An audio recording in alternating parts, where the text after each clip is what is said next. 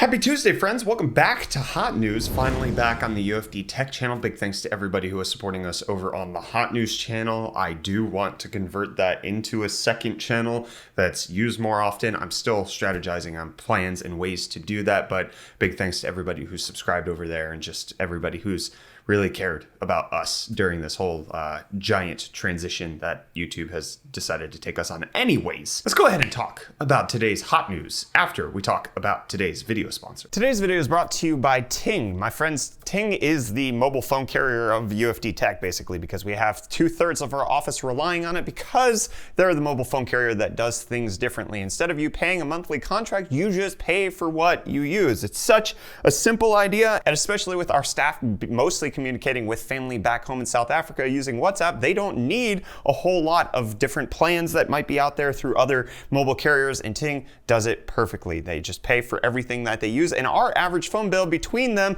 has been about $13 for each line. It's phenomenal. They cover 3 of the major mobile phone carriers, which includes T-Mobile, Sprint, and now Verizon. So you can get as much coverage as you could expect. You can bring your own phone over. You can buy a phone through the Ting store, and you just pay for what you use. So you save money, and their customer service is phenomenal. They make sure to treat you as a person and give you as personalized service as they possibly can. If you use the link in the video description, ufd.ting.com, you can save $25 off your first bill with them, which if I just got the notification for my latest bill for the team, and it was $23.97. It would have been free this time. They're just on Wi-Fi all the time, so we don't have to pay very much, but it's there if they need it, but they don't need it, so I pay very little. It's great.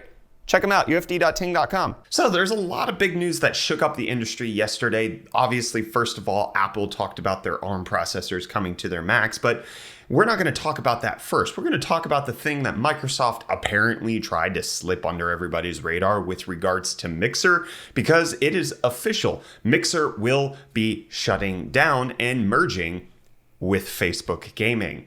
I knew Mixer was going to fail. I knew Mixer wasn't going to go anywhere.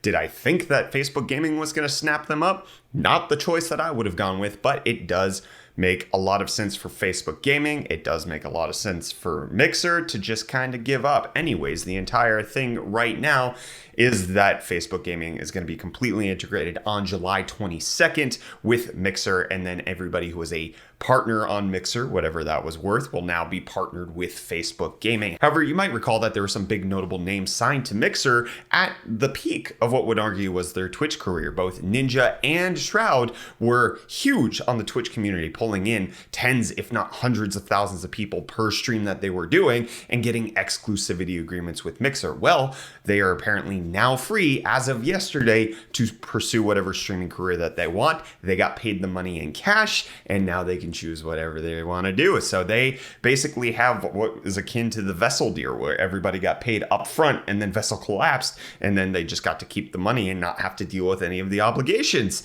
It's a win-win-win. Obviously, Ninja took a few months hit with regards to his streaming over on Mixer. He was averaging maybe 2,000 to 3,000 viewers per stream, which sounds like a lot, but that would make it so that some of our live streams here at UFD Tech were beating his, which is obviously we're not in the same level of celebrity or popularity. Mixer was just a dying platform.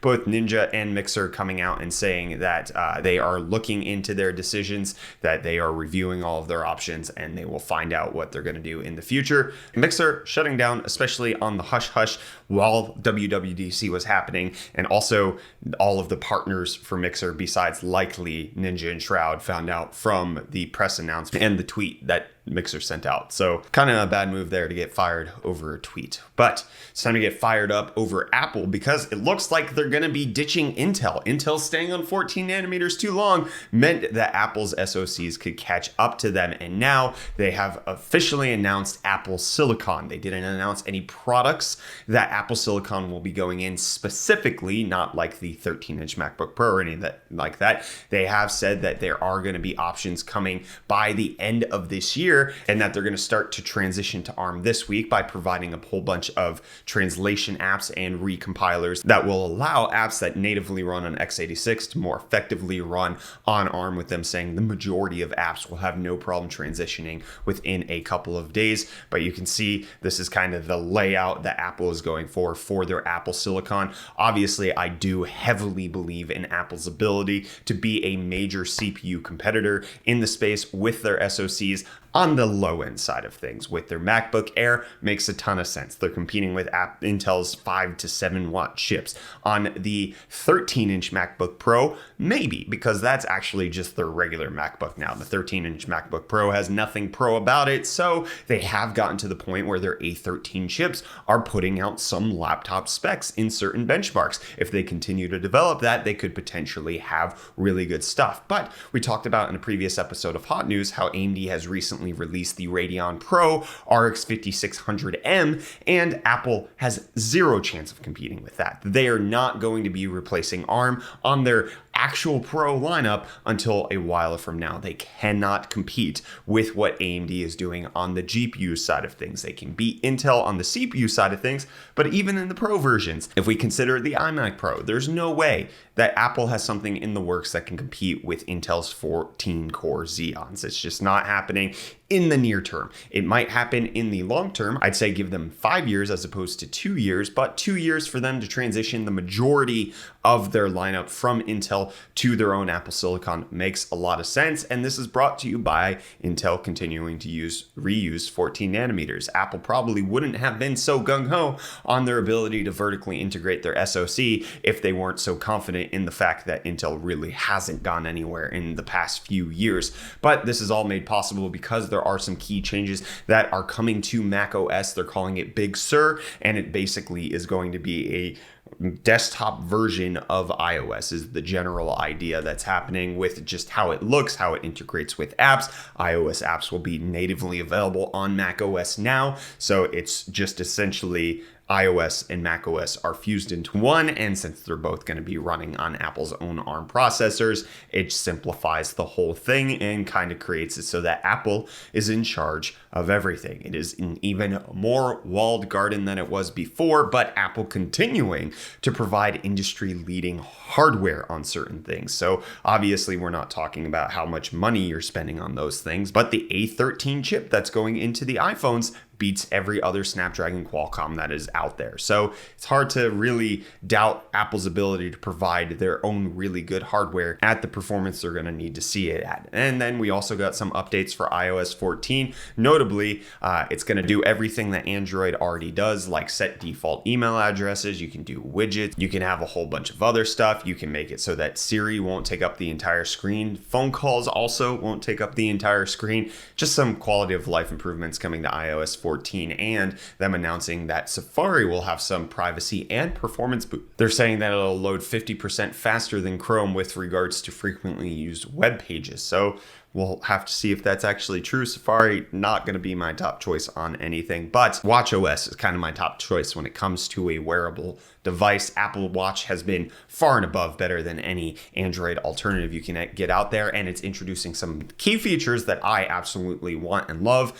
Sleep tracking, I have a separate app for this, so I'm glad that it's built in. Core training is now a workout type, and strength training, which phenomenal. Hey, I kind of want to track when I'm doing planks. That would be great. And then they're just updating a few other things. Apple Watch continuing to make great strides. And just to put that in comparison to Wear OS, we got a Wear OS update yesterday as I hit my TV, which now watch faces will be hardware accelerated. That's the big update from Wear OS, which is currently still running on Android 9. While Google is rolling out Android 11 beta, Android 9 is what Wear OS is doing, and they are just now getting to hardware acceleration on the very thing that the watch does, has a watch face. Oh my gosh. They're going to kill Apple. It's going to be a slaughterhouse. Wear OS is the next big thing, I'm telling you. What it might be the next big thing for MSI, though, is their own pre-built PCs. There is indication that MSI is setting up a build-to-order desktop PC production line in the US, potentially to help get around some tariff stuff that's going on. The products are supposed to be labeled MIA, which is supposed to stand for Made in America, to kind of push the idea that they are made in America, even though they're full of parts from Taiwan and China. But that GPU, that would probably be a part in there, you know. You might want to cool it differently. And Rajintek might have the way to do it with their new Morpheus 8057 VGA air cooler. You can see here, this is a pretty boy, which you could just slap on your GPU and potentially cool it more effectively than you otherwise would have. Rajintek coming out with some pretty cool stuff. And AMD coming out with some cool stuff if you hate their drivers, because they are now finally allowing you to report bugs within their own application. Launch bug report tool here, and then you can actually, talk about how your drivers are dying all the time. Do you have problems with AMD drivers? I've heard horror stories. Let me know your horror story down below in the comments, or your great story. Let me know how you've never had an issue with AMD. And a lot of people had an issue with the fact that Nvidia just wasn't releasing PCI Express 4.0 GPUs. Why was AMD first to that? Huh? Nvidia? What was up with that? Well, they've now announced their first, the A100 PCI Express Tensor Core Accelerator Card, PCI Express 4.0, 400 watt TDP. It's basically just AI accelerator card. You don't need this ever. It doesn't even have display outs. So, this is not for you, general consumer. But what is for a general consumer is a VPN, protecting your privacy out on the internet, trying to make sure that nobody is actually snooping over your data. Obviously, you want to do multiple things on top of using VPN. But regardless of that, Mozilla is looking to offer their VPN service through Firefox directly, calling it Firefox Private Network. It's going to be rolling out sometime soon and only cost you about $5 a month for the Firefox VPN.